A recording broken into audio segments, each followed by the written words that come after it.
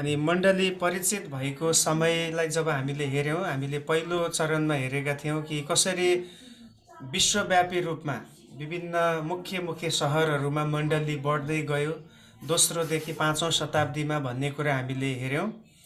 अनि दोस्रो चरणमा या दोस्रो क्लासमा हामीले हेरेका थियौँ कि मण्डली वृद्धि भएसँगै कतिवटा सुविधा आएपछि जसरी मण्डलीमा एक किसिमको एउटा आत्मिक क्षेत्रमा चाहिँ फितल्लोपन आएकोले गर्दाखेरि फेरि मण्डलीलाई अब जागरुक गराउनको निम्ति जुन किसिमको त्यहाँ साधु भेष धारण गरेर एउटा वैरागी जीवन जिउने कुराहरू प्रथा सुरु भयो, त्यसको विषयमा हामीले हेरेका थियौँ।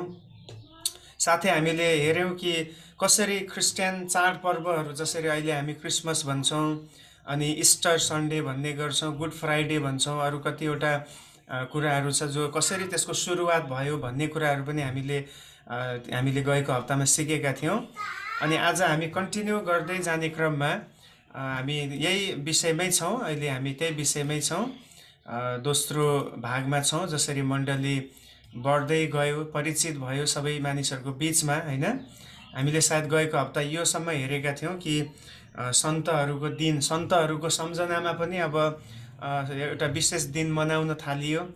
अनि त्यही प्रथा चाहिँ बढ्दै बढ्दै अझै एकदम बढोत्तरी हुँदै चाहिँ रोमन क्याथोलिकहरूले अब सन्तहरूको मूर्ति बनाउने, स्ट्याचुहरू बनाएर मण्डली भवनभित्र राख्ने, अनि कता कता त्यो मूर्तिको अगाडि दण्डवत गर्ने कुराहरू हामीले गएको हप्ताहरूमा सिकेको थियौँ, हेर्दै थियौँ।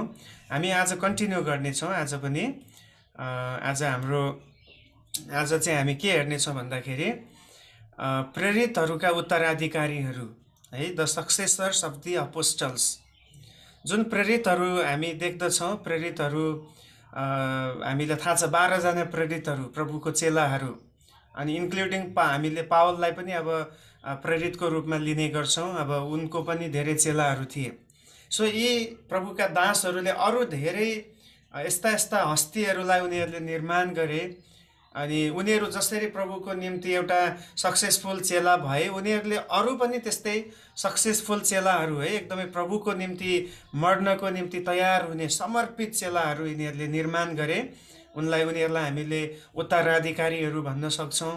अझै अहिले हामी जब क्लासमा अगाडि बढ्दै जान्छौँ, हामी तिनीहरूलाई धर्मपिताहरू पनि भन्ने गर्छौँ। धर्मपिता भन्ने शब्द पनि उनीहरूको लागि चलाइएको छ, है। इत्यादि शब्दहरू, धर्मगुरुहरू पनि भनिन्छ, मण्डली धर्मगुरुहरू।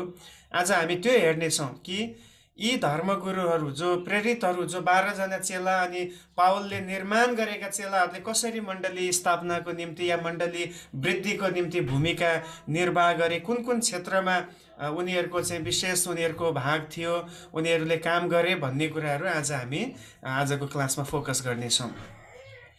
प्रेरितहरूको स्वर्गारोहणपछि उनीहरूका चेलाहरूले मण्डलीको रेखदेख, प्रशासन र सुसमाचार सुनाउने कार्यहरू जारी नै राखे। प्रेरितहरू त सबै धेरै जस्तो बलिदान भएर गए। अब ती बलिदान भए तापनि उनीहरू गइसकेपछि उनीहरूद्वारा विश्वासमा आएका व्यक्तिहरूले के गर्न थाले भन्दाखेरि यो सेवालाई, मण्डलीको देखरेख गर्ने कुरालाई, प्रशासनिक कुराहरूलाई, सुसमाचार सुनाउने कार्यलाई उनीहरूले कन्टिन्युसन दिन थाले।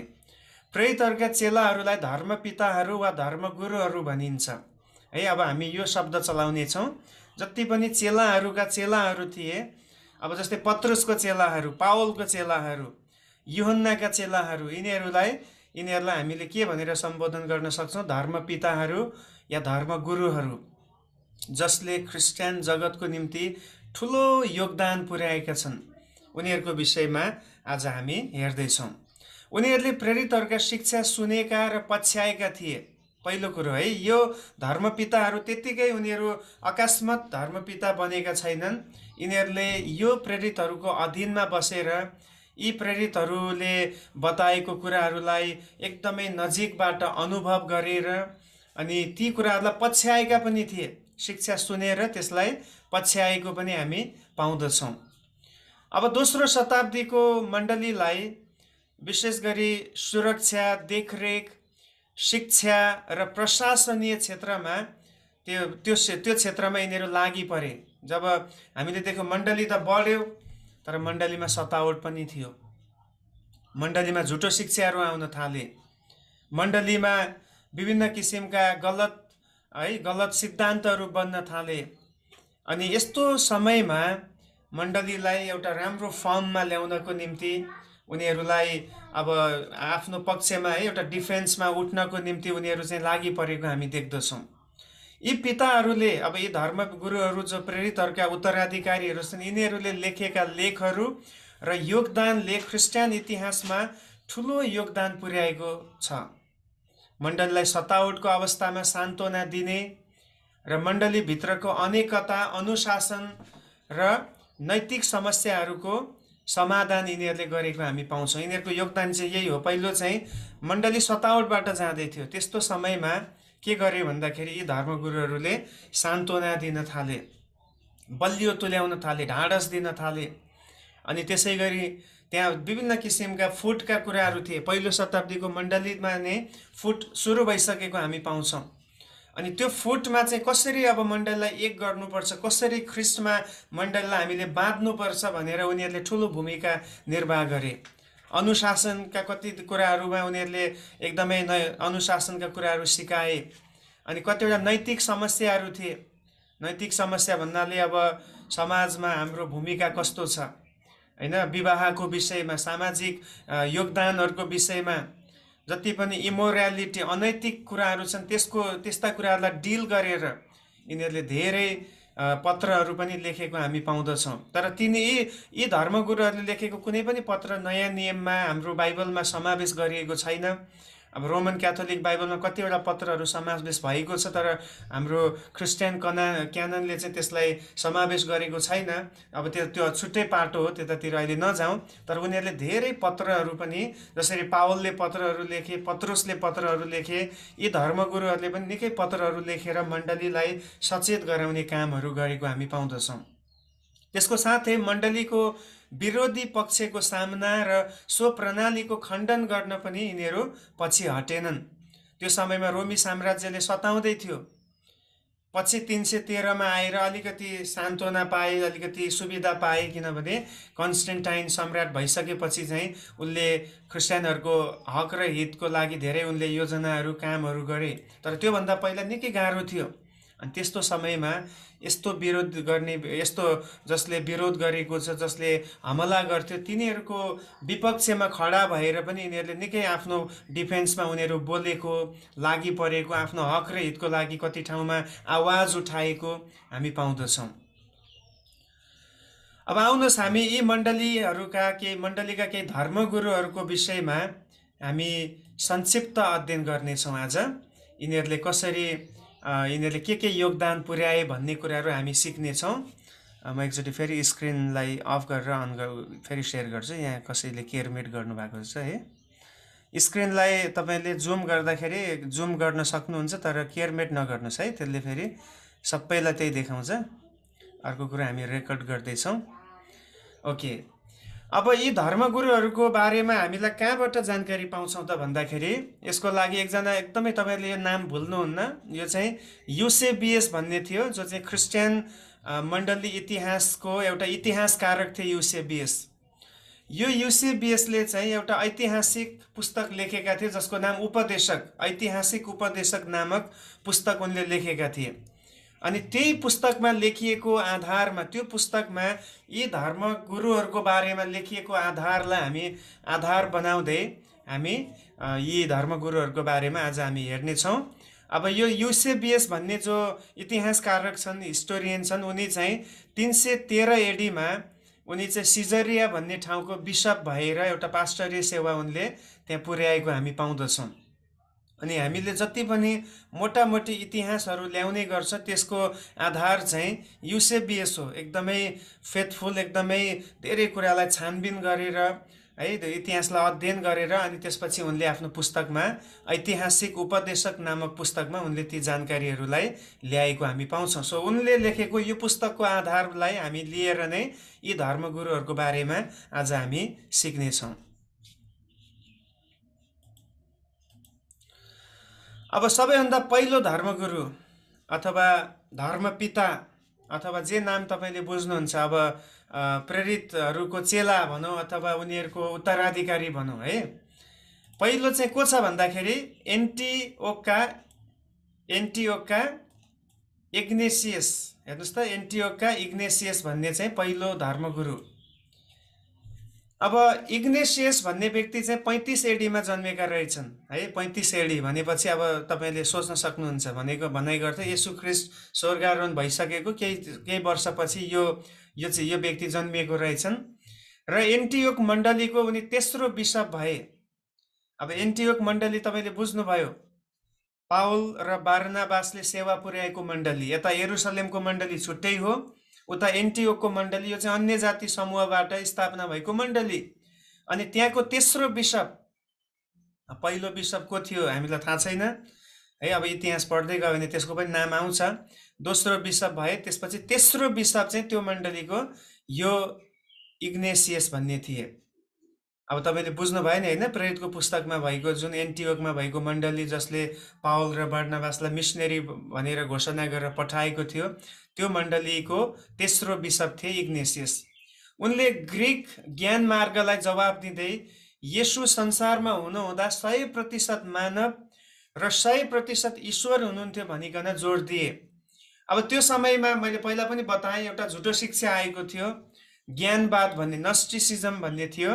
यो चाहिँ ग्रिक फिलोसफीबाट उत्पन्न भएको एउटा सिद्धान्त थियो। अनि यो सिद्धान्तले चाहिँ के मान्ने गर्थ्यो, के विश्वास गर्थ्यो भने येशू 100% मानिस भएर आउनु भएको होइन। किनभने ग्रिकहरूको विचार के थियो भने शरीर चाहिँ दुष्ट छ, त्यसमा परमेश्वरले दुष्ट शरीरलाई कुनै पनि हालतमा त्यो अपनाउनु हुन्न भन्ने कुरा यो ग्रिक फिलोसफीबाट उत्पन्न भएको थियो। त्यसकारण कतिले मान्न थाल्यो कि होइन, यो येशू चाहिँ 100% मानव होइन, 100% ईश्वर होइन, उहाँ त्यसरी ईश्वर मानिस बनेर आउनै सक्नुहुन्न भनेर यिनीहरूले झुटो शिक्षा फैलाए। एकदमै वान अफ द है कोर एउटा कल्ट ग्रुप चाहिँ त्यो समयमा थियो, नस्टिसिजम भन्ने। अनि त्यसलाई सम्बोधन गरेर नै यूहन्नाको पत्रहरू प्रेरित यूहन्नाले लेखेको छ भने। अब यो इग्नेसियसले पनि यो ज्ञान मार्गमा लागेका मानिसहरू अनि जसले मण्डलीलाई पनि भाँड्न थाल्यो, कमजोर बनाउन थाल्यो, इग्नेसियसले उनीहरूलाई सम्बोधन गरेर येशू चाहिँ 100% मानव पनि हुनुहुन्थ्यो, 100% उहाँ ईश्वर पनि हुनुहुन्थ्यो भनेर उनले त्यो विषयलाई बढी जोड दिए। साथै उनले मण्डलीभित्र जुन बिशप भनेको, अब अहिले हामीले सोच्ने जस्तो भन्दा पनि त्यो बेलामा चाहिँ बिशप भनेको पास्टर है, एउटा पास्टरीय बोलावट भएको व्यक्तिलाई बिशप भनिन्छ। आजभोलि अलिकति यो चाहिँ एउटा विकृति पनि भएको छ है। अब अलिकति सिनियर भइसकेपछि मात्रै उसलाई बिशप भन्ने कुराहरू छ, तर त्यो बेलामा पास्टरलाई नै बिशप भनिने गरिन्थ्यो। पास्टर भन्ने शब्द त्यति पाइँदैन, त्यहाँ बिशप भनेर चलाइएको छ। कति ठाउँमा फेरि बिशपको लागि सिनोनिमको रूपमा चलाइएको एल्डरको रूपमा पनि हामी पाउँछौँ। डिकन चाहिँ फेरि टेबुलको सेवा गर्नकै लागि नियुक्त भएको छ। एल्डर र बिशप चाहिँ पास्टर नै हो। उनीहरूले गर्ने सेवामा केही पनि अन्तर हामी पाउँदैनौँ, किन हामीले गएको समयमा क्रिस्चियन सिद्धान्त सिक्दाखेरि पनि सिकेका थियौँ। बिशप, पास्टर, एल्डर यो तीनजनाको जिम्मेवारी लगभग उस्तै छ। सो त्यो हामीले बिशप भन्ने शब्द पाउने बित्तिकै अहिलेको जस्तो कन्सेप्टमा हेर्नु भएन। त्यति बेला चाहिँ यो पास्टर भनेर सम्झिनु पर्यो, प्रभुको सेवाको लागि अर्डिनेसन पाएको एउटा प्रभुको दास भनेर हामीले बुझौँ। उनले चाहिँ यो भूमिकाहरूको बारेमा चाहिँ स्पष्ट बताए, उनीहरूको के भूमिका छ, उनीहरूले कुन कुन सेवा गर्नुपर्छ भन्ने बारेमा उनले स्पष्ट बनाएको हामी पाउँछौँ। किनभने कतिजनाले अब त्यहाँनिर भन्थ्यो होला, म डिकन, म पनि बिशप जस्तै अगाडि बढेर काम गर्छु भन्ने त्यस्ता विभिन्न इस्युहरू आयो होला मण्डलीमा है। किनभने सबभन्दा बढी समस्या भनेको पोजिसनको लागि नै हुने गर्छ। अनि यो इग्नेसियसले त्यसलाई सम्बोधन गरेको हामी पाउँछौँ। अनि उनलाई चाहिँ जङ्गली जनावरहरूबाट मारिनको निम्ति अन्तिममा रोममा पुर्याइयो। हेर्नुहोस् त, केवल चेलाहरू मात्रै शहीद भएको छैनन्, चेलाहरूको पनि चेला जसले प्रभुलाई सेवाको निम्ति आफ्नो जीवन समर्पण गरे, उनीहरू पनि बलिदान भएको छन्। आफू कैदी हुँदै पनि उनी रोममा नै कैद बनाएर लगिँदा पनि उनले स्मर्ना, फिलेडेल्फिया, एफिसस र रोमका विश्वासीहरूलाई सान्त्वना दिन र आउनेवाला दुःखको सामना गर्न धेरै लेखहरू पठाएर उनीहरूलाई उत्साह उनले दिएका थिए। अघि मैले भने होइन, अब पावलले धेरै पत्र लेखे, त्यस्तै अरू पनि धेरै चेलाहरू छन् जसले पत्र लेखेको छ। तर अब नयाँ नियममा त्यो समावेश गरिएन। त्यो फरक विषय हो, किनभने अब परमेश्वरले जुन जुन कुरालाई आउन दिनुभयो त्यो कुरा ल्याइयो, जुन कुरा उहाँको इच्छामा थिएन मण्डललाई उत्साह दिनको निम्ति मात्रै त्यसलाई प्रयोगमा ल्याइयो, तर बाइबलमा चाहिँ समावेश गरिएन। अनि उनले आफ्नो मृत्युको समयमा पनि कसैलाई नरोक्नु, मलाई मर्न, जब प्रभुको लागि मलाई मर्ने समय आयो, मेरो लागि मृत्युको समय आउँदाखेरि मेरो मेरो बचाउको लागि कोही पनि नबोल्नु भनेर पनि उनले आफ्नो पत्रमा लेखेको कुराहरू इतिहासमा युसेबियसले त्यसको जानकारी दिएको हामी पाउँदछौँ है। आफ्नो मृत्युमा समेत कसैले नरोक्नको निम्ति उनले पत्रमा उल्लेख गरेको हामी पाउँदछौँ। सो इग्नेसियस है, हामीले इग्नेसियस एउटा धर्मगुरुको बारेमा हेरौँ जसले निकै ठुलो योगदान पुर्याए। अनि विशेष गरी यी धर्मगुरुहरूले चाहिँ सुसमाचारलाई भन्दा पनि अब बढी यिनीहरूले केलाई जोड दिन्छन् भने यिनीहरूले चाहिँ मण्डलीलाई बलियो तुल्याउनको निम्ति मण्डलीलाई चाहिँ टुट्नदेखि चाहिँ यिनीहरूले निकै ठुलो भूमिका निर्वाह गरेको छ। त्यसकारण यिनीहरूले शिक्षाको क्षेत्रमा र विशेष गरी सैद्धान्तिक क्षेत्रमा चाहिँ यी धर्मगुरुहरूले निकै ठुलो भूमिका खेलेको हामी पाउँदछौँ। नेक्स्ट, रोमका क्लेमेन्ट। दोस्रो धर्मगुरुको नाम छ रोममा भएको क्लेमेन्ट। रोम भनेको ठाउँको नाम भएको, क्लेमेन्ट भनेको धर्मगुरु त्यहाँको है, एउटा धर्मपिता जसले निकै ठुलो योगदान पुर्याएको छ। अब क्लेमेन्टको जन्म मिति त्यति निश्चित छैन, तर उनी पावलको चेला भएको मानिन्छ। हेर्नुहोस् है, क्लेमेन्ट भन्ने जुन धर्मपिता छन् उनी पावलको चेला भनेर यो युसेबियसले त्यो जानकारी उनले हामीलाई दिएको छन्। उनले ईश्वर शास्त्रीय विषयहरूलाई लेखी ख्रिस्टियन विश्वासको विरुद्ध उठेका झुटा शिक्षाहरूबाट सुरक्षित गर्ने प्रक्रिया उनले थाले। अब त्यो समयसम्म सिद्धान्त बनेको थिएन कि ख्रिस्टियनहरूको सिद्धान्त के हो। हामीले जसरी गएको समय ख्रिस्टियन सिद्धान्त सिक्यौँ, पिताको बारेमा, पुत्रको बारेमा अध्ययन गऱ्यौँ, पवित्र आत्माको बारेमा, मण्डली शास्त्र हामीले सिक्यौँ, भविष्य शास्त्र सिक्यौँ, त्यस्तो अहिलेसम्म थिएन। तर क्लेमेन्टले अब सुरु गर्न थाले कि हाम्रो आधार के हो त, हामीले वास्तवमा आफ्नो विश्वासलाई कसरी रक्षा गर्ने, कसरी हामीले त्यसलाई हामीले जोगाउने त भनेर उनले अब यस्ता ख्रिस्टियन ईश्वर शास्त्रीय थियोलोजिकल विषयहरूलाई उनले अब ल्याउनको निम्ति उनले प्रक्रिया चाल्न सुरु गरेको हामी पाउँदछौँ। कोरिन्थी मण्डलीमा भएको मत भिन्नता र पास्टर एल्डरहरूलाई भएको अनादरको विषयमा पनि उनले पत्र लेखे। भनेपछि कोरिन्थीको मण्डलीलाई यो क्लेमेन्टले पनि पत्र लेखेको रहेछ। पहिला पावलले लेखे, तर अहिले यहाँ क्लेमेन्टले पनि त्यो मण्डलीमा पत्र लेखी पठाएछन् है। अब यसरी हामीले इतिहास पढ्दाखेरि बुझ्छौँ वास्तवमा के भएको थियो मण्डलीभित्र भन्ने कुरा। अब हामीलाई थाहा छ कोरिन्थीको मण्डलीमा समस्या थियो, फुट थियो। त्यहाँ कतिले अब विभिन्न आफ्नो आफ्नो लिडरहरू छान्ने गर्थ्यो। मेरो फेभरेट लिडर पत्रुस भन्थ्यो, अर्कोले मेरो पावल भन्थ्यो। अनि अहिलेको समस्या पनि त्यही छ है, धेरै ठाउँमा मेरो फेभरेट यो हो भन्छ, मेरो फेभरेट त्यो हो भन्छ। अनि कतिचोटि येशूलाई फेभरेट बनाउनु पर्ने ठाउँमा प्रचारकहरूलाई फेभरेट बनाएको कतिचोटि हुन्छ। अब हो, हामीलाई कतिचोटि मनपर्छ पास्टर अगुवाहरू, कुनै कुनै विशेष हुन्छ, तर हामी त्यस्तो पास्टर या प्रचारकको फ्यान भएर अनि उनीहरूले बोल्दा मात्रै त्यसलाई मात्र स्वीकार गर्ने प्रकारको मनोवृत्ति पनि त्यति ठिक होइन।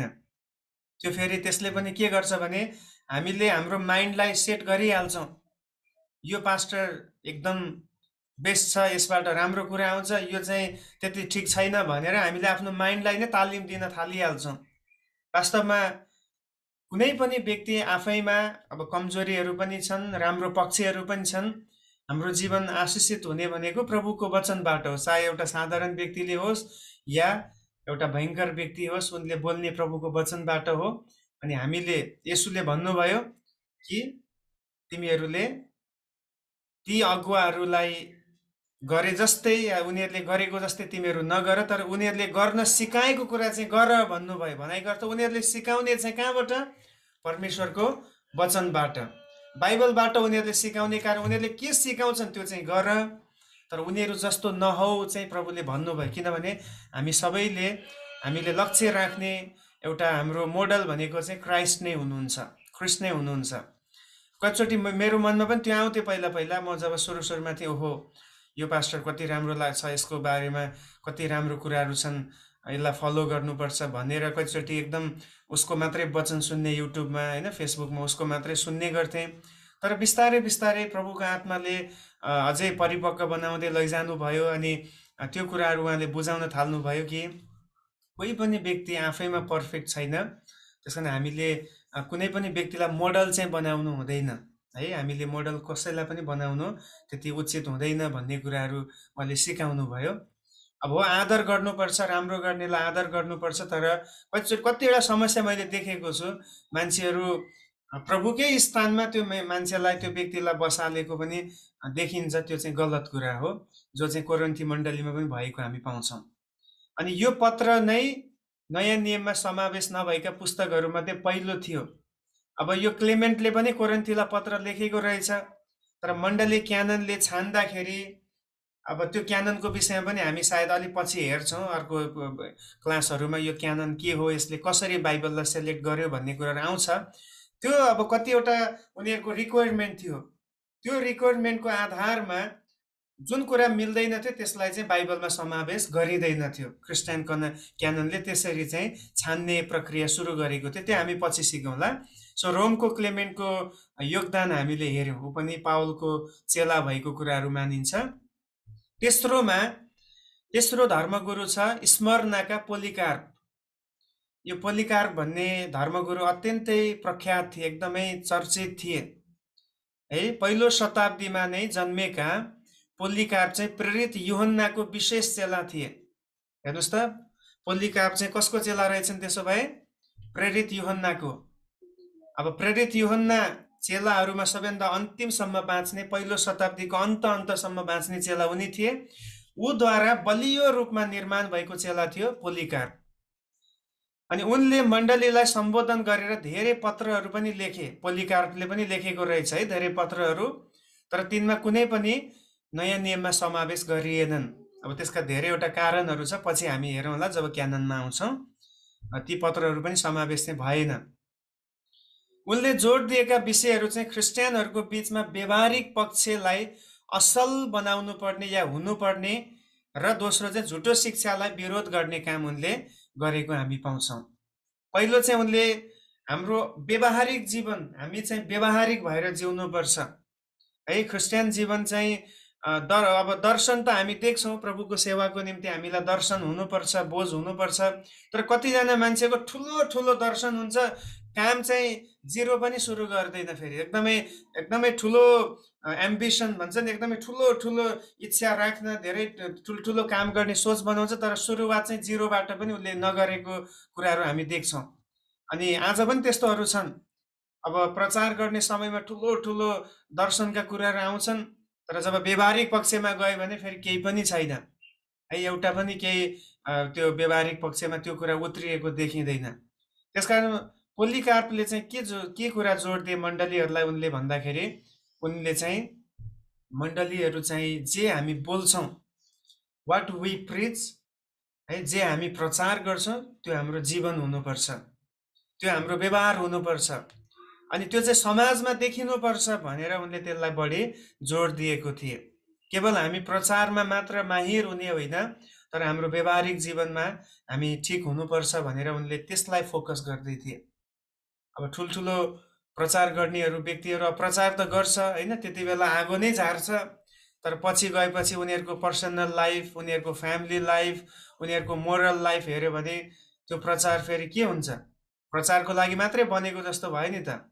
अनि प्रभुले त्यो मन पराउनुहुन्न है। परमेश्वरले चाहिँ हामी जे प्रचार गर्छौँ त्यो चाहिँ गरेको होस् भन्ने उहाँ चाहनुहुन्छ। येशूले पनि त्यही गर्नुभयो, पहिला उहाँले गर्नुभयो अनि त्यसपछि सिकाउनु भयो उहाँले, अनि त्यसपछि त्यो काम गर्नुभयो। त्यसकारण वाइबमको एउटा थिम छ, डु एन्ड प्रिच है। पहिला गर, त्यसपछि अनि प्रचार गर। अनि यो हामी सबैले अपनाउनु पर्ने कुरा। पहिला हामी गर्नु पर्यो त्यो कुरा, हाम्रो व्यवहारमा त्यो कुरा देखिनुपर्छ। माफ गर्नुहोस् है, यता गएछ फेरि। हाम्रो व्यवहारमा त्यो कुरा देखिनुपर्छ, त्यसपछि मात्रै हामीले सिकाउन थाल्यौँ भने त्यो आफै पावरफुल हुन थाल्छ। अनि झुटो शिक्षाहरूलाई पनि विरोध गर्ने काम उनले गरेको छ, किनभने त्यो समय झुटो शिक्षाले एकदमै मण्डलीहरूलाई बहकाउँदै थियो। अब लगभग हरेक धर्मपिताहरूले झुटो शिक्षालाई चाहिँ खण्डन गरेको छ। किन भन्दाखेरि झुटो शिक्षालाई खण्डन गर्नुको एउटा मुख्य कारण चाहिँ के भन्दाखेरि परमेश्वरको वचनसँग सम्झौता गर्न कहिले पनि सकिँदैन है, त्यो गर्नु हुँदैन पनि। अब वचनसँगै हामीले त्यो वचनलाई नै हामीले त्यसलाई हटाएर अर्को आफ्नो मनमानीका कुरा त्यहाँ जोड्न थाल्यो भने त फेरि फेरि त अरू धर्म र क्रिस्चियनिटीमा के फरक रहेर? हामीले प्रभुलाई चिन्ने भनेकै वचनको आधारमा हो। हाम्रो क्रिस्चियन जीवन अगाडि बढ्ने पनि वचनकै आधारमा हो। वचनले नै हामीलाई परमेश्वरमा बलियो बनाउँछ, हाम्रो भविष्यप्रति हामीलाई आशा दिन्छ। त्यो वचनमा नै अब झुटो शिक्षा आएर गलत सिद्धान्तहरू आउन थालेपछि त फेरि क्रिस्चियन जीवन कहाँ रहन्छ र? त्यसमा यो प्रेरितका उत्तराधिकारहरूले चाहिँ एकदमै बढी चाहिँ झुटो शिक्षालाई उनीहरूले विरोध गरेको छ। कतिचोटि हामी चाहिँ आजभोलि नजरअन्दाज गर्छौँ। झुटो शिक्षा होस् कि साँचो शिक्षा होस्, मनपर्ने भए पुग्छ हामीलाई, ओहो राम्रो छ, एकदम मिठो छ सुन्नमा भनेर हामी एक्सेप्ट गर्छौँ। तर यो धर्मपिताहरूले कदापि एक्सेप्ट गरेनन्, उनीहरूले त्यसलाई विरोध गरे, किनभने यो गलत हो। किनभने परमेश्वरको उद्देश्य चाहिँ वचनद्वारा प्रकट भएको छ। तर त्यो वचनमा अब गलत कुरा आउने बित्तिकै त्यो उद्देश्य फेल भयो, त्यो उद्देश्यलाई विफल तुल्याउने भयो। त्यसमा उनीहरूले एकदमै ठुलो चर्को रूपमा त्यसलाई खण्डन गरेको हामी पाउँदछौँ, जसमा पोलिकार पनि हुन्छन्। अनि जनवरी 26, 156 एडीमा यो पोलिकार्पलाई चाहिँ आगोमा जलाएर मारिएको थियो। इतिहासले यस्तो भन्छ, उनलाई चाहिँ एउटा ठुलो दाउराको बिचमा एउटा खम्बा थियो, त्यो खम्बामा चाहिँ उसको हातहरू बाँधेर त्यो खम्बा बाँध्न लाग्दै थियो र सिपाहीले। तर पोलिकार्पले के भन्छ भने मलाई नबाँध्नुहोस् है, म भाग्दिनँ। अनि त्यो बेलामा उनलाई भनिएको थियो, यदि तिमी आज पनि तिमीले अपनाएको विश्वास त्याग्यौ भने हामी तिमीलाई जीवन दिनेछौ, यो आगोबाट तिमीलाई मुक्त गरिनेछ भनेर उनलाई भनियो। तर पोलिकार्पले के भन्छ थाहा छ? उनले एउटा स्टेटमेन्ट भनेको छ। उनको त्यो बेलामा उनको एज 86 पुगेको थियो। 80 र 6 वर्षसम्म प्रभुले मलाई डोर्याउनु भएको छ, प्रभु मेरो जीवनमा विश्वासयोग्य हुनुभएको छ, त्यसकारण म यो आखिरी घडीमा आएर प्रभुलाई धोका दिँदिनँ। हालेलुया। 80 र 86 वर्षको उमेरमा उनी प्रभुको निम्ति शहीद भए। अनि आगोमा जलाउँदाखेरि जुन हातहरू बाँध्न खोजिँदै थियो, उनले हातहरू नबाँध्नुहोस्, म कहीँ पनि भाग्दिनँ भने, अनि केही पनि नबाँधिकन उनी चाहिँ त्यो आगोको दाउरामाथि उनलाई त्यहाँ राखियो अनि आगो लगाएर उनलाई डढाएर जलाएर मारिएको छ है। पोलिकार्प चाहिँ स्मरणा मण्डलीको पास्टर थिए। उनी यूहन्नाको चेला थिए, अत्यन्तै नजिकको चेला थिए स्मरणाको पोलिकार्प। नेक्स्टमा जस्टिन मार्टर। अब मार्टियर भन्ने शब्द इङ्ग्लिस हो, अब मार्टियर पनि भन्न सक्छौँ, नेपालीमा मार्टर भएछ, जस्टिन मार्टियर पनि भन्न सक्छौँ। मार्टियर भन्ने बित्तिकै हामी बुझ्छौँ होइन, शहीद हुनु। ग्रिक भाषामा मार्टुस भनिएको छ, प्रभुको निम्ति बलिदान हुनु। प्रेरित 1:8मा अन्तसम्म मेरो निम्ति साक्षी हो भन्ने कुरा, जुन साक्षी भन्ने शब्द छ वास्तवमा ग्रिक भाषामा त्यहाँनिर मार्टुस लेखिएको छ। भनेको अर्थ साक्षी हुनु भनेको अन्तिमसम्म प्रभुको निम्ति खडा हुनु, चाहे मृत्यु आओस् या जेसुकै आओस्। जस्टिन मार्टिर चाहिँ सामरिया नजिकै सेकेममा एक अख्रिस्टियन घरमा जन्मिएका थिए। सेकेम भन्ने शब्द तपाईँ पाउनुहुन्छ नि बाइबलमा होइन? त्यो सेकेमको उनी व्यक्ति थिए, अख्रिस्टियन थिए, किन सामरियामा धेरै क्रिस्चियन थिएनन्। क्रिस्चियनहरूले भोगेको सतावटले उनलाई प्रभावित पार्यो। अब क्रिस्चियनहरू राम्रो गर्छन् र पनि उनीहरूलाई किन सताइँदैछ भन्ने कुराले यो जस्टिन मार्टियरलाई चाहिँ के भयो भने भित्रभित्र त्यो विषयमा एउटा सकारात्मक पक्ष उनले देख्न थाले। किन राम्रो गर्दा पनि उनीहरूमाथि यस्तो विरोध हुँदैछ, यस्तो तन हुँदैछ भनेर उनलाई यस्तो किसिमको सवालहरू आउन थाल्यो। दर्शनशास्त्रमा उनले सत्यता खोज्न थाले, तर कहीँ पनि नपाउँदा विरक्त भई समुद्री किनारमा उनी हिँडिरहेको बेला एकजना बुढो मानिसले सुसमाचार सुनाए र वर्षौंदेखि खोजेको शान्ति येशूमा प्राप्त गरे। हालेलुया। हेर्नुहोस् त, यसरी सबै कुरामा उनले खोजे, विशेष गरी अब दर्शनशास्त्रमा उनले सत्यता खोज्न थाले, तर त्यहाँ कहीँ नपाउँदाखेरि, आफूले मान्दै आएको धर्ममा त्यो नपाउँदाखेरि उनले एक किसिमले एकदमै विरक्त भएर निराश भएर समुद्रको किनारमा हिँडेको बेला एकजना बुढो मानिस उहाँले सुसमाचार सुनाउँदाखेरि त्यो व्यक्ति प्रभुमा आएको छ, उसले त्यो शान्ति त्यो सत्यता आफ्नो जीवनमा भेटिएको छ।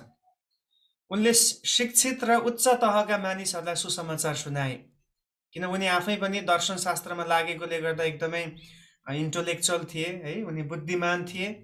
त्यसकारण उनले त्यस्तै बुद्धिमानी र उच्च तहका अधिकारी वर्गका मानिसहरूलाई उनले सुसमाचार सुनाउने काम गरे। यो पनि जरुरी छ। सबैजना गाउँमा मात्रै सेवा गर्न गयो भने सहरमा कसले गर्ने हैन? सबैजना अब एउटा सुविधायुक्त ठाउँ मात्र बस्ने, फेरि विकट ठाउँमा को जाने? त्यसकारण प्रभुले हरेकलाई अलग अलग दर्शन दिनुहुन्छ, अलग अलग बोझ दिनुहुन्छ, अलग अलग बोलावट दिनुहुन्छ।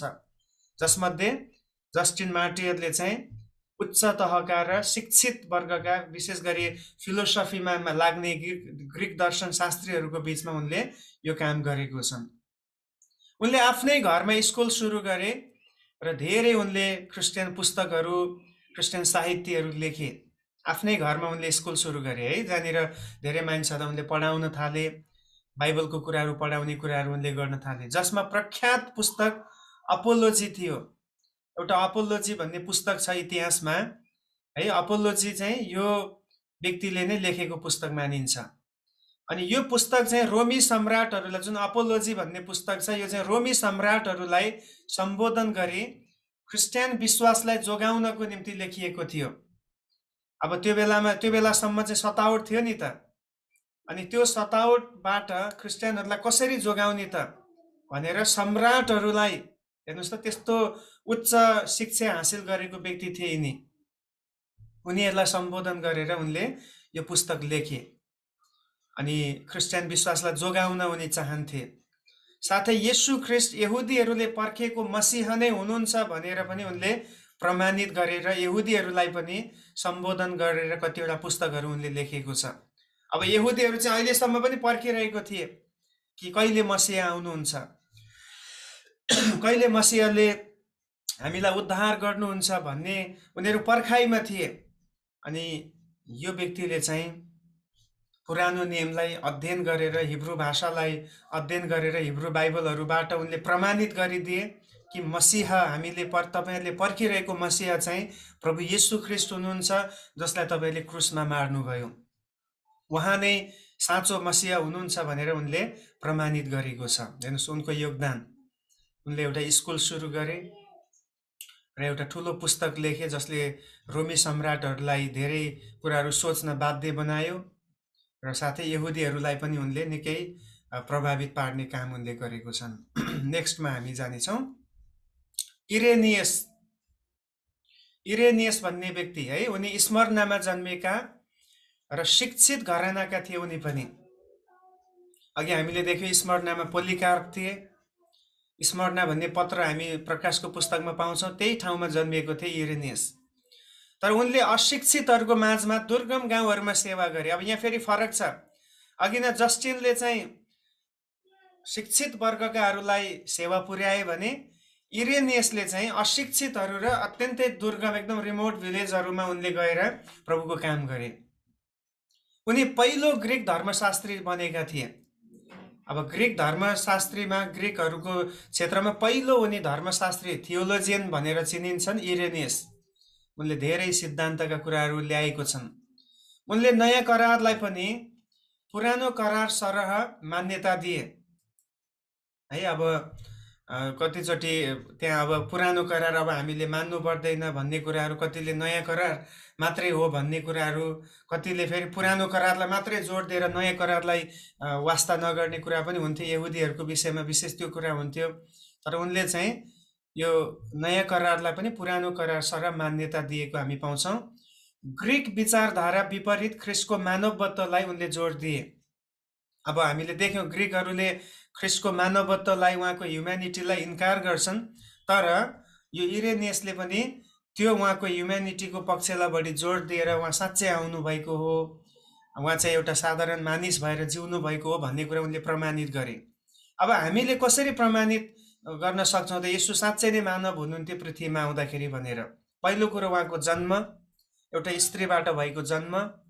दोस्रो कुरो उहाँ भोकाउनु भएको छ हैन, शरीर भएकोले त भोक लाग्छ।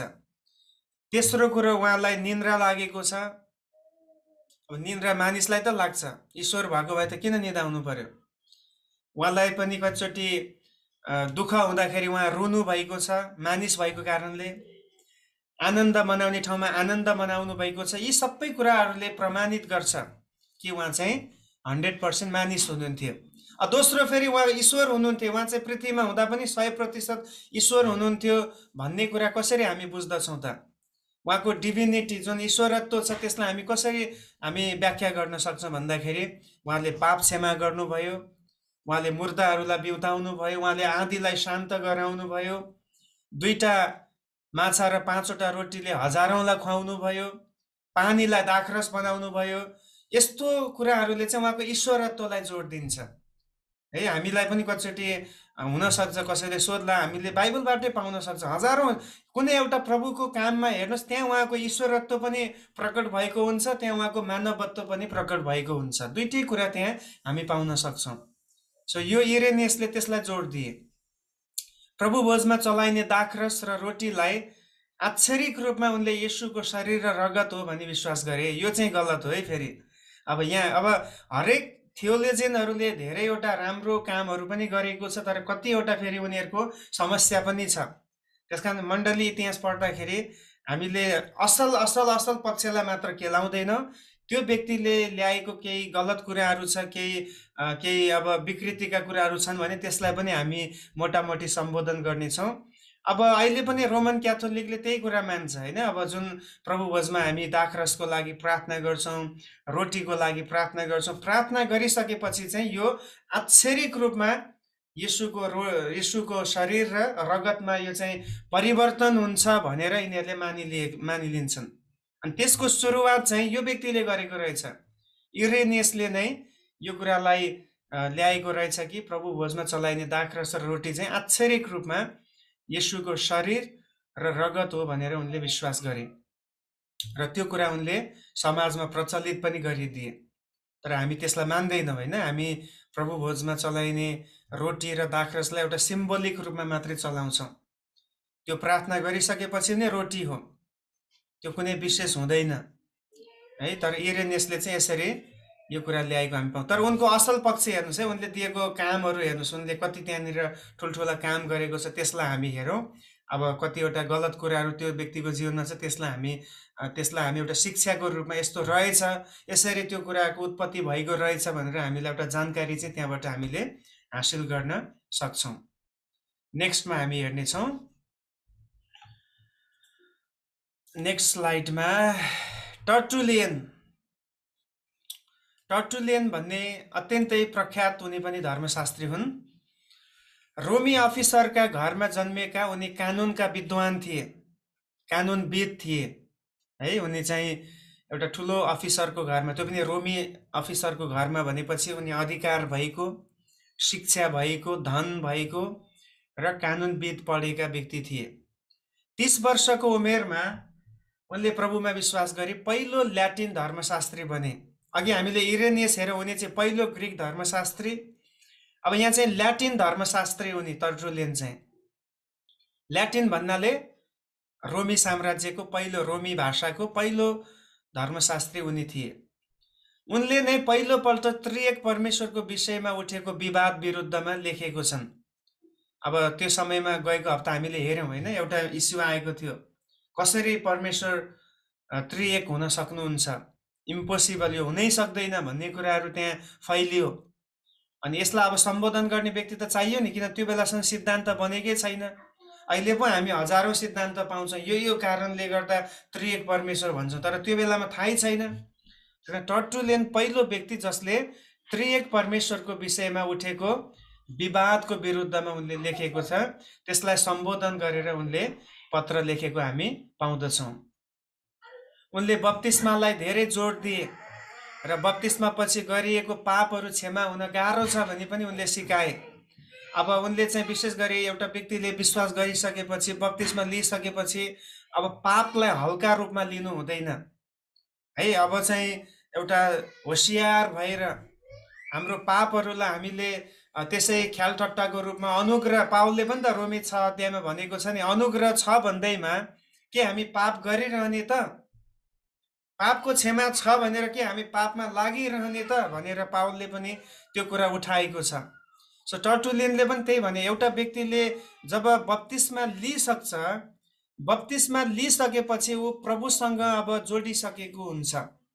त्यसकारण अब उसले त्यसपछि फेरि पाप गर्यो भने चाहिँ कतिवटा पाप छ सायद क्षमा नहुन पनि सक्छ भनेर उनले त्यसरी उनले विशेष जोड दिए। पवित्र जीवन जिउनुपर्छ, अब धर्मी भएर जिउनुपर्छ, अब संसारसँग मिसिएर जिउनु हुँदैन भन्ने प्रकारको शिक्षाहरूलाई उनले टर्टुलियनले जोड दिएको हामी पाउँदछौँ। अधिकारीहरूप्रति उनको धारणा सधैँ कठोर थियो। भनाइको अर्थ चाहिँ उनले के भन्थे भन्दाखेरि क्रिस्चियनहरू राजनीतिमा लाग्नु हुँदैन, क्रिस्चियनहरू नेता बन्नु हुँदैन, क्रिस्चियनहरू चाहिँ है ठुलो ठुलो सरकारीको अब जस्तै राजनीतिमा पोलिटिक्समा लाग्यो भने चाहिँ त्यो पोलिटिक्समा गएपछि झुट बोल्नुपर्छ, त्यहाँ गएपछि कतिवटा यस्ता यस्तो कानुनहरू बनाउनुपर्छ, त्यो क्रिस्चियनहरूको लागि शोभा दिँदैन भन्ने प्रकारले उनले त्यस्ता नियमहरू बनाए। अब सबै थियोलोजियनहरू सबै क्षेत्रमा ठिक छन् भन्न हामी सक्दैनौँ, तर कतिवटा कुराहरूमा उनीहरूले अब जे आफ्नो विचार थियो, जे उनीहरूको प्रिन्सिपलहरू थियो, त्यो उनीहरूले ल्याएको हामी पाउँदछौँ। तर यिनीहरू एकदमै प्रख्यात अनि चर्चित र कुनै न कुनै चेलाहरूको चेला भएको कारणले हामी उनीहरूको बारेमा उनीहरूले ल्याएको विचारहरूलाई हामी सिक्दैछौँ। सो उनको भनाइअनुसार चाहिँ हामी क्रिस्चियनहरू चाहिँ अधिकारीहरू हुनुहुन्न, राजनीतिमा लाग्नुहुन्न, ठुल्ठुलो ओहदामा हामी पुग्नुहुन्न, हामी चाहिँ एउटा प्रभुको सेवामा हामी लाग्नुपर्छ, अनि हामी चाहिँ त्यस्तो प्रकारको जुन किसिमको हामीलाई पापमा फसाउने कुराहरू छ त्यसबाट अलग हुनुपर्छ भनेर उनले त्यसरी नै जोड दिए। अनि उनी नै पहिलो व्यक्ति हुन् जसले भने, उनले एउटा राम्रो भनाइ गरेको छ, एकदम फ्यामिलियर यो भनाइ छ, शहीदहरूको रगत नै मण्डलीको लागि बिउ हो। उनले यो कुरा जोड दिएको छ है, क्रिस्चियनहरूको बलिदान व्यर्थ जाँदैन, क्रिस्चियनहरूले प्रभुको निम्ति बहाएको रगत खेर जाँदैन, त्यो चाहिँ मण्डलीको लागि बिउ हो भनेर भन्ने व्यक्ति टर्टुलियन थिए। अनि यो भनाइले, यो स्टेटमेन्टले धेरै क्रिस्चियनहरूलाई ऊर्जा दिने काम गर्यो। ओहो, हाम्रो मानिसहरूले प्रभुको निम्ति रगत बगाएको खेर गएको छैन, यसले ठुलो एउटा प्रतिफल ल्याउनेछ, यसले ठुलो एक दिन कटनी गर्नेछ आत्मिक क्षेत्रमा भनेर उनीहरूलाई पनि एउटा उत्साह मिल्यो त्यो एउटा सानो भनाइबाट। हेर्नुहोस्, प्रभुको आत्माले कति राम्रो यहाँनिर प्रकाशन दिनुभयो। प्रभुको निम्ति बलिदान भएर रगत बगाएको छ भने त्यो चाहिँ सुकेर जाँदैन, त्यो चाहिँ एउटा बिउको रूपमा त्यसले काम गर्छ। अनि उनले एउटा उदाहरण त्यही दिए, उडुसको उदाहरण दिए। उडुस होइन, एउटा उडुस मार्यो भने त्यो उडुसको रगतले अरू 100 उडुसहरू उत्पन्न हुन्छ अरे। भने क्रिस्चियन पनि त्यस्तै हो, एउटा उडुस जस्तै हो। जुन ठाउँमा क्रिस्चियनलाई मारिन्छ त्यहाँ अरू 100 हजारौँ क्रिस्चियनहरू त्यहाँ उत्पन्न हुन्छन्। प्रेज द लर्ड। त्यही त हामीले देख्दै आयौँ होइन, कति सताउट थियो, चेलाहरू मारिए, स्वयं प्रभु येशू ख्रीष्ट मर्नु भयो। अब एकजना व्यक्तिलाई हामी लियौँ, प्रभुलाई लियौँ, प्रभु येशू ख्रीष्ट मारिनु भयो। शैतानले त्यही सोचेको थियो, अब मारिसकेपछि खतम। संसारको मान्छेहरूले, रोमी साम्राज्यले त्यही सोच्यो, यहुदीहरूले त्यही सोचे, अब खतम भयो, क्रिस्चियनिटी कहाँबाट अगाडि बढ्छ, हामी पनि हेरौँला। तर हेर्नुहोस् त, उहाँको मृत्युले आज यति विश्वव्यापी रूपमा क्रिस्चियनहरूलाई जगाएको छ। अनि कति अद्भुत काम यो भएको छ। शहीदहरूको रगत नै मण्डलीको लागि बिउ हो। नेक्स्ट स्लाइडमा हामी जानेछौँ। नेक्स्ट, अलेक्जेन्ड्रियाका अरिगेन। अब अरिगेन भन्ने एउटा धर्मविद, उनी चाहिँ अलेक्जेन्ड्रिया शहरका थिए। असल घरमा जन्मेका अरिगेनको दिमाग अति तीक्ष्ण थियो। तीक्ष्ण भनेको अत्यन्तै एकदम तिखो दिमाग, एकदमै धेरै कुरा जान्ने बुझ्ने, एकदमै इन्टेलेक्चुअल भन्न खोजेको है, एकदमै तीक्ष्ण थियो। उनले बाइबलका धेरै पदहरू कण्ठ गरेका थिए। अब धेरै पदहरू, बाइबलको धेरै वचनहरूलाई उनले कण्ठस्थै गरेका थिए। त्यो पनि एउटा वरदान हो होइन, सबैले सक्दैन। अब जति धेरै हामी कामहरूमा व्यवहारमा फस्छौँ त्यति यो सम्झने सक्ने शक्ति, हाम्रो मेमोरी पावर चाहिँ लस हुँदै जाँदो रहेछ। म पनि कतिचोटि त्यो विचार गर्छु। पहिले पहिले बाइबल स्कुल पढ्दाखेरि पढाइसकेपछि धेरै कुरा थाहा हुन्थ्यो, एकदमै नामहरू कण्ठस्थ हुन्थे, धेरै इतिहासका कुरा कण्ठस्थ हुन्थे। आजभोलि त्यो कुरा फेरि बिर्सिसकेँ, अनि फेरि त्यसलाई रिभाइज गर्दा यो पो हो त, पहिला पनि मैले सिकेको, पहिला पनि पढेको भन्ने हुन्थ्यो। पदहरू कुन पद कहाँ छ, कुन कुरा कहाँ छ भन्ने एकदम कण्ठस्थ हुन्थ्यो। तर अब बिस्तारै बिस्तारै धेरै कुरा व्यवहारमा फसिसकेपछि त्यो कण्ठ गर्ने शक्ति चाहिँ अलिकति कम हुँदो रहेछ। यो अरिगेन यस्तो तीक्ष्ण दिमाग भएको व्यक्ति थियो, उसले बाइबलको धेरै पदहरू एकदम अक्षरशः कण्ठ गरेको थियो। 203 एडीमा क्लेमेन्ट पछि उनी अलेक्जेन्ड्रियाको धार्मिक स्कुलका प्रधानाध्यापक प्रिन्सिपल भए। अब क्लेमेन्ट तपाईँले बुझ्नुभयो, पावलको चेला, जसले उनले एउटा आफ्नै घरमा स्कुल सुरु गरेका थिए अलेक्जेन्ड्रियामा। उनको मृत्युपछि अब चाहिँ यही अरिगेन त्यहाँको के भए भन्दाखेरि त्यहाँको प्रिन्सिपल भए। उनी हिब्रू भाषा, दर्शनशास्त्र र पुरानो करारको विद्वान थिए। हिब्रू भाषा उनले पुरै कण्ठ गरे, या उनलाई थाहा थियो। दर्शनशास्त्र बारेमा उनी एकदम पोख्त थिए र पुरानो करारको पनि उनी ठुलो स्कलर थिए। उनले 6000 लेखहरू लेखे। हेर्नुहोस् त, 6000 आर्टिकलहरू उनले लेखे भनेपछि जिन्दगी नै उनले लेख्ने कुरामै बिताएछन् है। अधिकांश लेखहरूमा उनले ईश्वर शास्त्रीय सैद्धान्तिक विषयहरूलाई जोड दिए। तर याद गर्नुहोस् है, ती विषयहरूमा धेरै गलत सिद्धान्तहरू थिए। जस्तै बाल बप्तिस्मा, यही अरिगेनले सुरु गरेको पहिलो, कि एउटा बच्चा जन्मिसकेपछि उसलाई छिटकाउ दिएर बप्तिस्मा दिनुपर्छ। आजभोलि जति पनि बाल बप्तिस्मा, चाइल्ड ब्याप्टिजम हुन्छ, स्प्रिङ ब्याप्टिजम हुन्छ, यो सबैको सुरुवात गर्ने व्यक्ति अरिगेन हो। थियोलोजिन हो, धेरै उसले काम गर्यो। तर के भयो, अब कतिचोटि शिक्षा मात्रै धेरै भयो भने पनि शैतानले मोड्छ भने जस्तै यो व्यक्तिलाई पनि हमला गरेछ है। उसले बाल बप्तिस्मा ल्यायो, पुनरुत्थानै छैन, यो चाहिँ आश्चर्यको, हाम्रो पुनरुत्थान हुँदैन भनेर उसले त्यस्तो कुराहरू ल्यायो। मुक्ति सम्बन्धी उनले मुक्तिको विरोधमा आएर धेरै कुराहरू लेखे। अनि उनले के भने भन्दाखेरि अन्तिममा शैतानको पनि उद्धार हुन्छ, शैतान नरक जाँदैन भन्ने प्रकारको अन्तिम न्यायका कुराहरू, अन्तिम न्याय छँदै छैन, अन्तिम न्याय भन्ने कुरा, सेतो सिंहासनको न्याय छैन भन्ने अरू धेरै लेख, अरू धेरै विषयहरूमा यो व्यक्तिले लेखे। अब 6000 लेखहरूमा कति राम्रो पनि थियो होला, तर अहिले हामीले हेर्दाखेरि यी कुराहरू चाहिँ परमेश्वरको वचनको विरोधमा थिए। यिनीहरू चाहिँ झुटो शिक्षा हो। हामी बाल बप्तिस्मा पनि मान्दैनौँ, हामी पुनरुत्थानलाई मान्छौँ, मुक्ति छ भन्ने कुरालाई हामी विश्वास गर्छौँ। शैतानलाई मुक्तिको अनुभव गर्ने अवसर अब पाउँदैन, शैतानलाई अब केवल दण्ड मात्रै छ भन्ने कुरा हामी विश्वास गर्छौँ, र अन्तिममा न्याय हुन्छ भन्ने कुरा हामी मान्छौँ। तर उसले चाहिँ यसरी यी विषयहरूलाई ल्यायो। यसैले उनी एक झुटो शिक्षक भनेर कहलिए। प्रिन्सिपल त हो बाइबल स्कुलको, तर झुटो प्रिन्सिपल है, झुटो शिक्षक। सो अलेक्जेन्ड्रियाका अरिगेन, उनको बारेमा हामीले यसमा देख्यौँ है। उनले क्लेमेन्ट पछि उनले त्यो बाइबल स्कुललाई सम्हालेको हामी पाउँदछौँ। अर्को चाहिँ कार्थेज भन्ने ठाउँको सिप्रियन, कार्थेज भनेको एउटा ठाउँको नाम हो, त्यहाँको सिप्रियन भन्ने एउटा अब भनौँ धर्मपिता। उनी उत्तरी अफ्रिकाका एक धनी र शिक्षित घरानाका थिए। अब अफ्रिकाको है, उनी चाहिँ अब उत्तरी अफ्रिकाका रहेछन्, त्यहाँको धनी र शिक्षित घरानाका।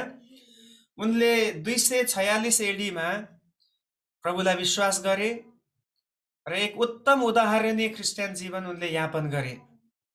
उनी एक बिशपको सेवामा पनि समर्पित भए। 246 एडीका व्यक्ति यिनी थिए, अनि उनले एउटा नमुनाको क्रिस्चियन जीवन उनले त्यो ठाउँमा बिताए। अब अफ्रिकामा हामीले देख्यौँ, अफ्रिकामा पहिला सुसमाचार पुर्याउने व्यक्ति चाहिँ फिलिप थिए।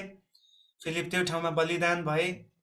त्यो विश्वास, त्यो सुसमाचार त्यो ठाउँमा रोपिएको थियो, त्यहाँबाट त्यो फैलियो, अनि त्यसमा अहिले चाहिँ यो सिप्रियन भन्ने व्यक्ति पनि यसरी विश्वासमा आएको हामी पाउँदछौँ।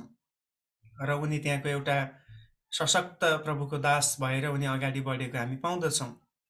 उनले मण्डली बाहिर रहेर पनि मुक्ति पाउन सकिन्न भनेर उनले जोड दिए है। मण्डली बाहिर भएर, अथवा कतिजनाको त्यो बेलामा सोच थियो होला, अब क्रिस्चियन भइसकेपछि चर्च किन जानु पर्यो भन्ने प्रकारको कुरा थियो। उनले यही भने कि हामीलाई परमेश्वरले मण्डलीमा हामीलाई नियुक्त गर्नुभएको छ, मण्डली चाहिँ पृथ्वीमा प्रभुले दिनुभएको एउटा सङ्गति, उहाँसँग भेट्नको निम्ति, उहाँको इच्छा बुझ्नको निम्ति हामीलाई दिनुभएको एउटा माध्यम हो, एउटा आधार हो भनेर हामी त्यो विश्वास गर्छौँ। तर त्यो बेलामा धेरै कुराहरू आए जसले मण्डलीलाई पनि भूमिका नदिने थियो। त्यस्तो समयमा यिनले चाहिँ मण्डलीमा रहनुपर्छ, सङ्गतिमा रहनुपर्छ, मण्डलीभन्दा बाहिर रहेर मुक्ति पाउन सक्दैन भन्ने कुरा उनले जोड दिएको छन्। मण्डलीको पवित्रता, एकता, पवित्रता र एकता चाहिँ मुख्य विषयको रूपमा उनले शिक्षा दिए। मण्डलीभित्र अनि त कति मुख्य विषयहरू यिनीहरू है। अब मण्डली त छ, मण्डली त ठुलो छ, तर त्यहाँनिर पवित्रता छैन। त्यहाँनिर प्रभुले खोज्नु भएको जस्तो, उहाँले चाहनु भएको जस्तो शुद्धता छैन। के काम थियो है? त्यस कारणले त प्रभुले भन्नुहुन्छ कि जस्तो म पवित्र छु तिमीहरू पनि जीवनको रहन सहनमा पवित्र हौ, म जस्तै पवित्र हौ भन्नुभएको छ। त्यही हो हाम्रो आज्ञा, हाम्रो लागि प्रभुले दिनुभएको आज्ञा। अब पवित्रता मण्डलीभित्र भएन भने जतिसुकै ठुलो मण्डली होस्, जतिसुकै वरदानले भरिएको मण्डली होस् हैन, जतिसुकै धनी होस्, केही फरक पर्दैन। किन परमेश्वरलाई रिझाउने कुरा के हो? पवित्रता नै हो। परमेश्वरको उपस्थितिलाई ल्याउने कुरा पवित्रता नै हो। अनि आजको लागि पनि यो भनाइ एकदमै च्यालेन्जिङ भनाइ मलाई लाग्दछ है। आजको मण्डलीहरूमा हेऱ्यो भने त्यति पवित्रताको कुराहरूलाई जोड दिइँदैन।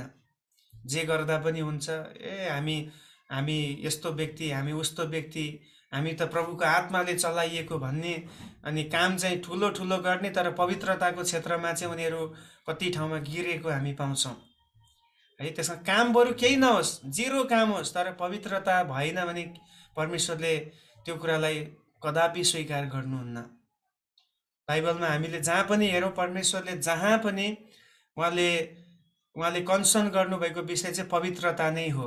अब आदम र हव्वालाई परमेश्वरले त्यो बगैँचाबाटै धपाउनु भयो। किन भन्दा उनीहरू अपवित्र भए, उनीहरूले पापलाई रोजे होइन।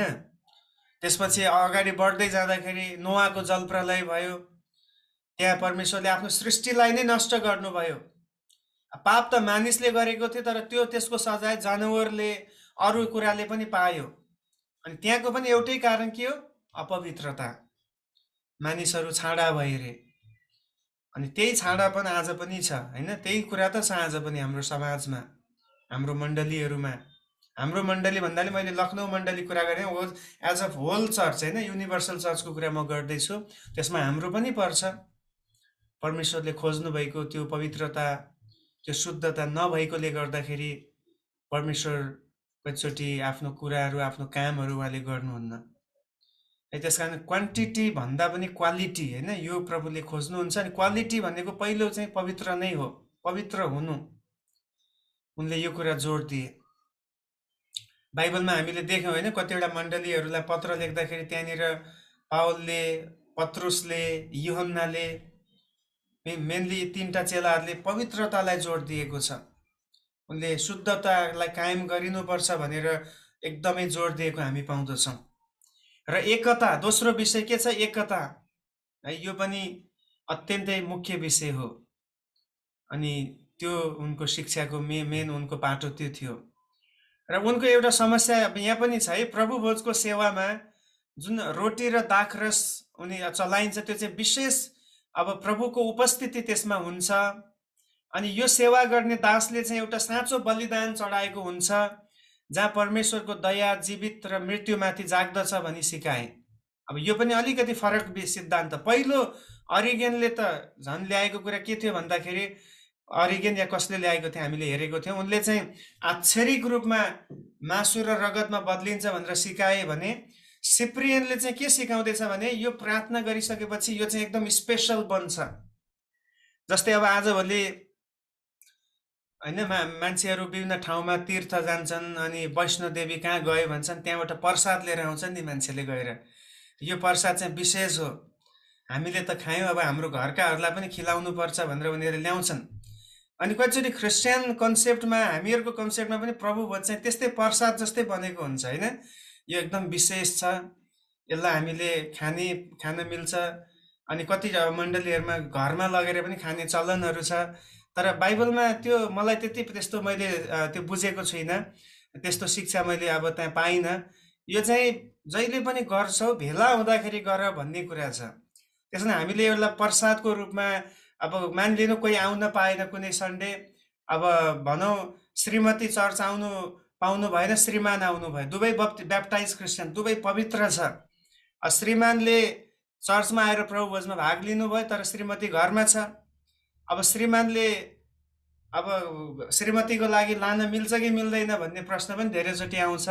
अब परमेश्वरको वचनको अब प्रकाशन मैले बुझे अनुसार अब अरू मण्डलीले दिन्छ होला, अब तर मेरो बुझाइमा चाहिँ यो चाहिँ एउटा हामीले अनुभव गरेर एउटा लाइभ गर्ने एउटा सेवा हो हैन। यो चाहिँ अब पोको पारेर प्रसाद जस्तै लगेर फेरि त्यहाँ घरमा प्रार्थना गरेर खाने भन्दा पनि यो चाहिँ एउटा प्रभुको उपस्थितिमा एउटा हामीले संगति जनाउनको निम्ति, हामी एक छौँ भन्ने कुरा जनाउनको निम्ति, प्रभु हाम्रो निम्ति मर्नु भएको हो भन्ने कुरालाई हामी एउटा विश्वास गरेर त्यसलाई घोषणा गर्नको निम्ति यो सेवा गर्नेछौँ।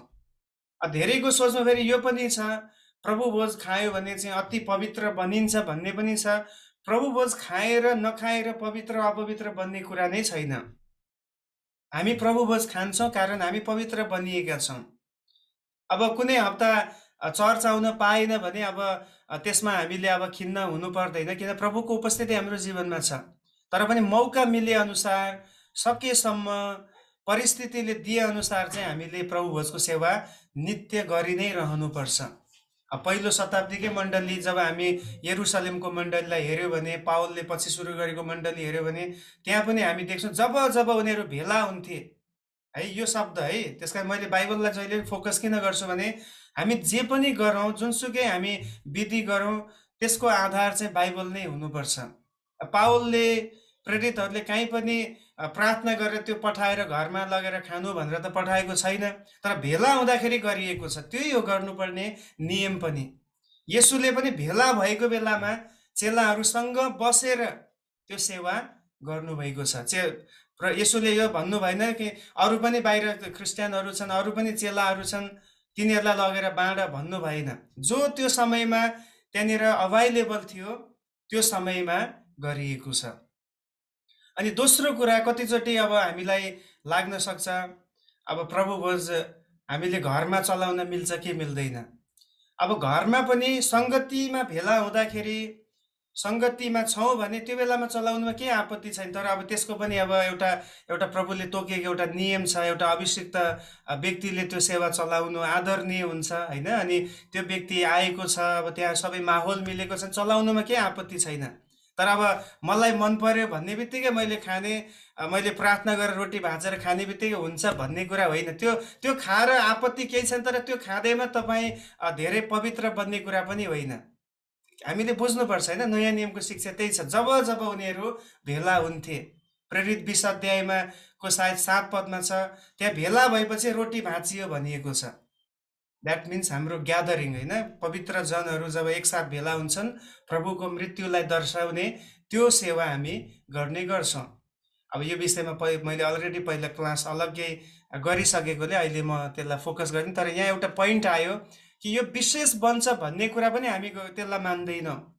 न त यो रोटी र दाखरस आच्छेरिक रूपमा शरीर र मासुमा, रगतमा परिवर्तन हुन्छ, न त यसमा विशेष प्रभुको उपस्थिति नै हुन्छ। यो चाहिँ एउटा रिमेम्बरेन्स, एउटा याद गर्ने सेवा मात्रै हो। प्रार्थना गरेपछि त्यो पवित्र शुद्ध त छँदैछ, तर हामीले त्यो गर्दाखेरि चाहिँ त्यसले दिने त्यसको आशय के हो त्यो चाहिँ हामीले बुझ्नु पर्यो। त्यो चाहिँ इम्पोर्टेन्ट कुरा हो।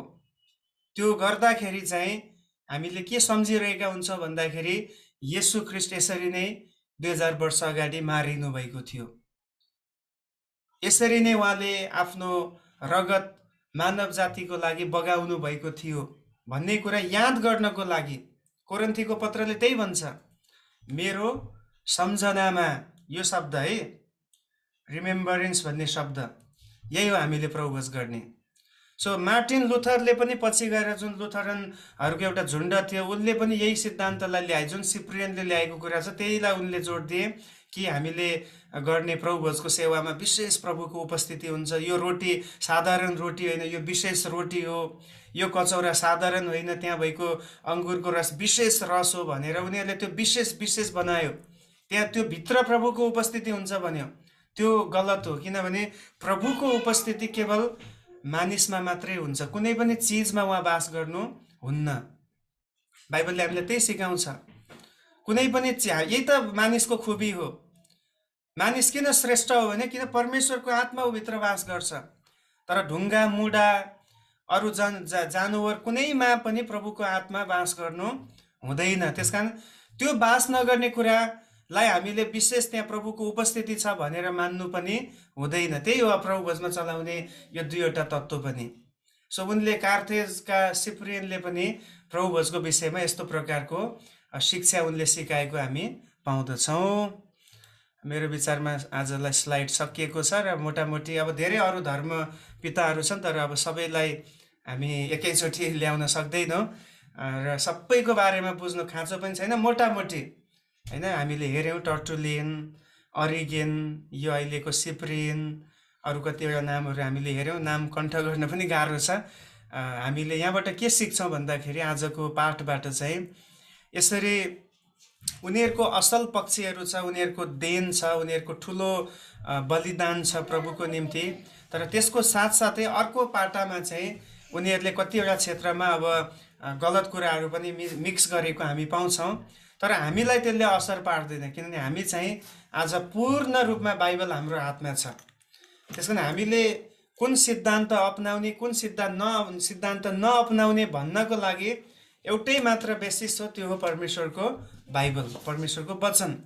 त्यस कारण हामीलाई अझै प्रभुले यसमा हामीलाई उत्साह दिनुभएको होस्, अझै हामीलाई प्रेरणा दिनुभएको होस् कि प्रभुको काममा हामी अगाडि बढ्न सकौँ, परमेश्वरको योजना हाम्रो जीवनबाट पुरा हुन सकोस्। जसरी यी धर्मविदहरूले आफ्नो विश्वासलाई रक्षा गर्नको निम्ति उनीहरूले ठुलो त्यसको निम्ति कदमहरू उठाए, शिक्षाको क्षेत्रमा लगानी गरे, आजको समयमा हामी पनि परमेश्वरको वचनको निम्ति अझ हामी मेहनती हुन सकौँ भनेर आउनुहोस् हामी केही समय हामी सबैजना मिलेर आफ्नो आफ्नो ठाउँमा प्रार्थना गर्नेछौँ। हामी आज यो सिकेको क्लासमा जे कुरा हाम्रो मनमा आज खड्किएको छ, जरुर परमेश्वरले कुनै न कुनै व्यक्तित्वबाट, कुनै न कुनै जीवनीबाट हामीलाई प्रेरणा दिनुभएको हुनसक्छ। त्यो कुरालाई हामी आधार बनाएर प्रार्थना गरौँ र प्रभुको काम कसरी प्रभुले विभिन्न क्षेत्रमा फैलाउनु भयो हामीले त्यो पनि सिक्यौँ। नम्बरस ग्रोथ पनि हामीले देख्यौँ चर्चमा, स्पिरिचुअल ग्रोथ पनि देख्यौँ। अब यहाँ डक्ट्रिनल ग्रोथ पनि हामी देख्दैछौँ। डक्ट्रिन पनि अब बढ्दैछ। परमेश्वरले आफ्नो दासहरूलाई अभिषेक गर्नुभयो त्यो सिद्धान्तहरू बनाउनको निम्ति, आफ्नो विश्वासलाई प्रतिरक्षा गर्नको निम्ति विभिन्न किसिमका सिद्धान्तहरू त्यहाँ बनाएको हामी पाउँछौँ। अनि हरेक व्यक्ति, जसै मैले पहिला पनि बताएँ, प्रेरित 28 अध्यायमा बाइबल रोकियो नयाँ नियममा, तर 29 अध्याय आज पनि लागू छ। यी धर्मगुरुहरू 29 अध्यायको एउटा पाटो हो। अनि तपाईँ र म पनि उनीहरूमध्ये एक हौँ। हामी पनि आज हाम्रो जीवनमा प्रभुको राज्यको निम्ति केही गर्दैछौँ, हामी एउटा हिस्सा लेख्दैछौँ। अनि त्यो चाहिँ प्रभुले तपाईँलाई र मलाई दिनुभएको विशेष बोलावटमा त्यो कुरा पुरा हुँदछ। प्रभु हामी धन्यवाद गर्छौँ आज साँझको समयमा यसरी हामीलाई